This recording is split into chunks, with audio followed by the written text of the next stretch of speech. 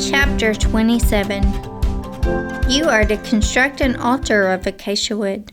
The altar must be square, 7.5 feet long and 7.5 feet wide. It must be 4.5 feet high. Make horns for it at its 4 corners. The horns are to be of one piece. Overlay it with bronze. Make its pot for removing ashes, and its shovels, basins, meat forks, and fire pans. Make all of its utensils out of bronze. Construct a grate for it of bronze mesh, and make 4 bronze rings on the mesh at its 4 corners. Set it below, under the altar's edge, so that the mesh comes halfway up the altar. Then make poles for the altar, poles of acacia wood, and overlay them with bronze.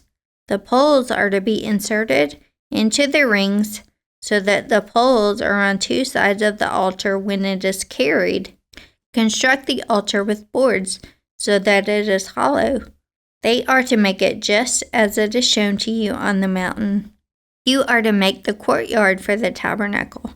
Make hangings for the south side of the courtyard out of finely spun linen, 150 feet long on that side, including 20 posts and 20 bronze bases, with silver hooks and silver bands for the post. And so make hangings 150 feet long for the north side, including 20 posts and their 20 bronze bases, with silver hooks and silver bands for the posts. For the width of the courtyard, make hangings 75 feet long for the west side, including their 10 posts and their 10 bases. And for the width of the courtyard on the east side toward the sunrise, 75 feet, making hangings 22.5 feet long for one side of the gate, including their 3 posts and their 3 bases. And make hangings 22.5 feet long for the other side, including their 3 posts and their 3 bases. The gate of the courtyard is to have a 30-foot screen embroidered with blue, purple, and scarlet yarn and finely spun linen. It is to have 4 posts and their 4 bases. All the posts around the courtyard are to be banded with silver and have silver hooks and bronze bases. The courtyard is to be 150 feet long, 75 feet wide at each end, and 7.5 feet high, all of it made of finely spun linen. The bases of the posts are to be bronze. All the utensils of the tabernacle for every use, and all its tent pegs, as well as all the tent pegs of the courtyard, are to be made of bronze. You are to command the Israelites to bring you pure oil from crushed olives for the light, in order to keep the lamp burning regularly. And the tent of meeting outside the curtain that is in front of the testimony, Aaron and his sons are to tend the lamp from evening until morning before the Lord. This is to be a permanent statute for the Israelites throughout their generations. Chapter 28. Have your brother Aaron with his sons come to you from the Israelites to serve me as priest. Aaron, his sons Nadab and Abihu, Eleazar and Ithamar. Make holy garments for your brother Aaron, for glory and beauty. You are to instruct all the skilled artisans, whom I have filled with the spirit of wisdom, to make Aaron's garments for consecrating him to serve me as priest.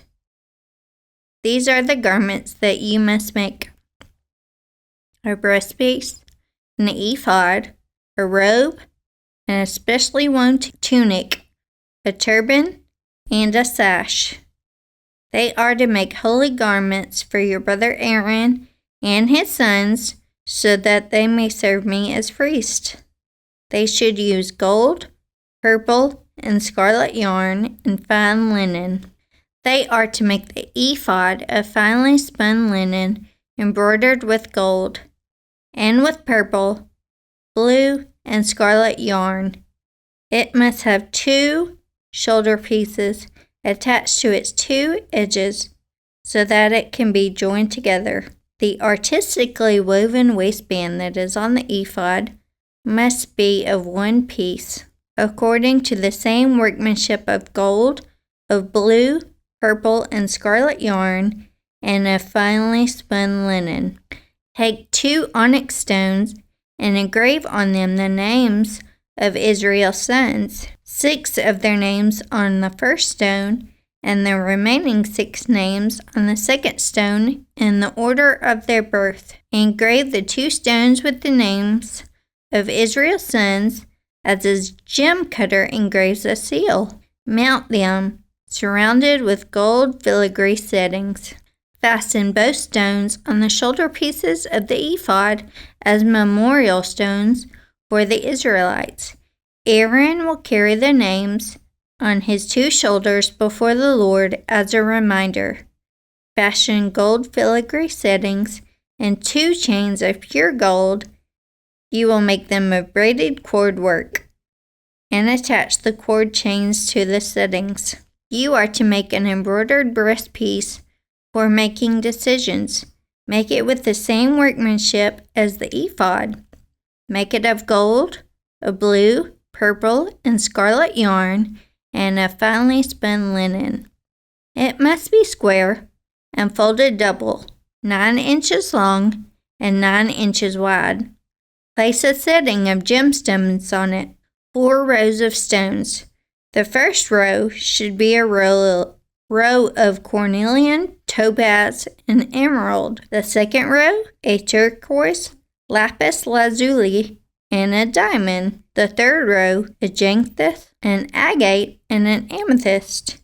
And the fourth row, a beryl, an onyx, and a jasper. They should be adorned with gold filigree in their settings. The 12 stones are to correspond with the names of Israel's sons. Each stone must be engraved like a seal, with one of the names of the 12 tribes. You are to make braided chains of pure gold cord work for the breastpiece.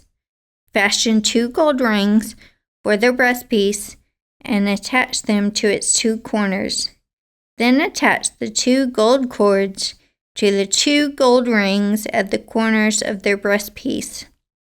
Attach the other ends of the 2 cords of the 2 filigree settings, and in this way, attach them to the ephod shoulder pieces in the front. Make 2 other gold rings and put them at the 2 other corners of their breastpiece on the edge that is next to the inner border of the ephod. Make 2 more rings and attach them to the bottom of the ephod's 2 shoulder pieces on its front, close to its seam, and above the ephod's woven waistband. The artisans are to tie the breastpiece from its rings to the rings of the ephod with a cord of blue yarn, so that the breastpiece is above the ephod's waistband and does not come loose from the ephod. Whenever he enters the sanctuary, Aaron is to carry the names of Israel's sons over his heart on the breastpiece for decisions, as a continual reminder before the Lord.